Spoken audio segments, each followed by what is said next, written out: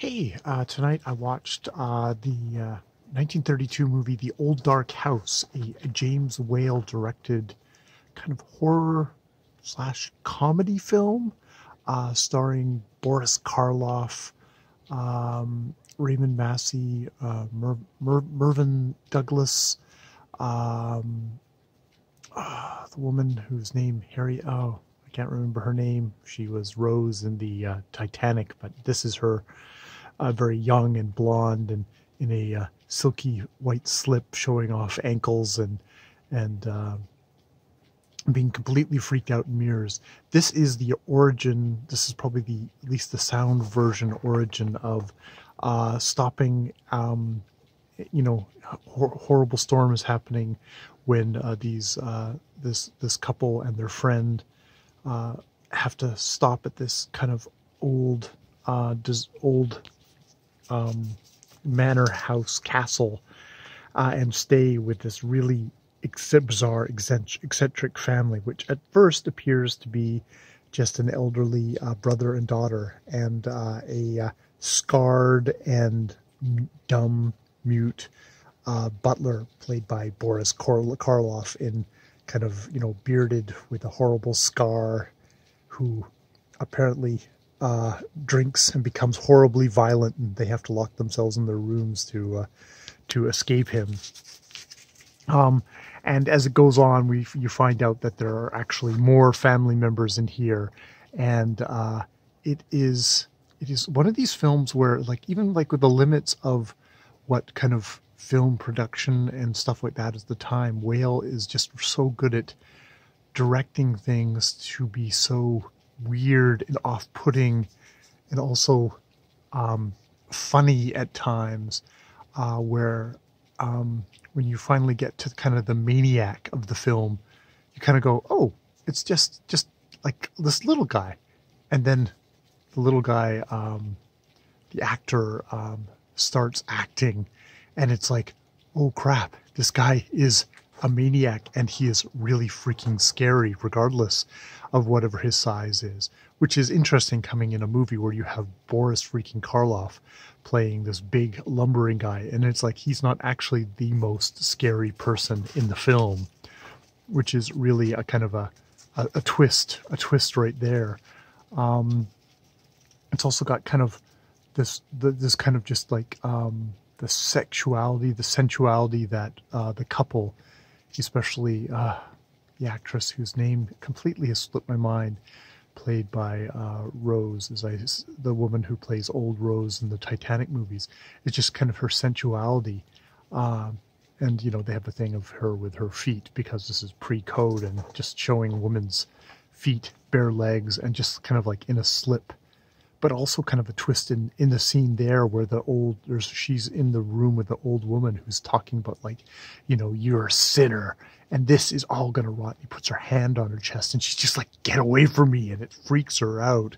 And it's like, you're freaked out with it. It's just like there are moments of a genuine disquiet and discomfort. It's also a movie where things aren't explained. Things aren't settled. Where in the light of day, the next day, you see that, wow, people who maybe you thought that the brother and sister were maybe eccentric. It's like you see them in the light of day the next day, and it's like, no, they're they're mad. They are genuinely mad creatures. So yeah, wow, that. It's funny what movies, like, sometimes you watch movies like, okay, this is dated and this is boring and it kind of drags along. And then there's other ones, it's like, wow, this still has life in it. This still has juice in it. This still has vibrations that haven't been dimmed, possibly because you get the sense that very few people have been able to come along and kind of successfully pulled off this kind of a movie since. So it hasn't been overmined. There's other movies you see that's like, okay, yes, I don't know, maybe Citizen Kane or stuff, you say like, okay, this was all new and revolutionary at the time, but then everybody else took it and did it to death. So it's like, yeah, big deal, boring. But this is one of these movies where it's like, oh, it was not a success at the time. It got kind of lost, buried. And maybe as a result, it just didn't get used as a template, partially because it didn't have success and partially because it got kind of buried. It was made into a different film, and they kind of buried it because they didn't want people to go back to the older film and thus decrease their business. But yeah, just really interesting film.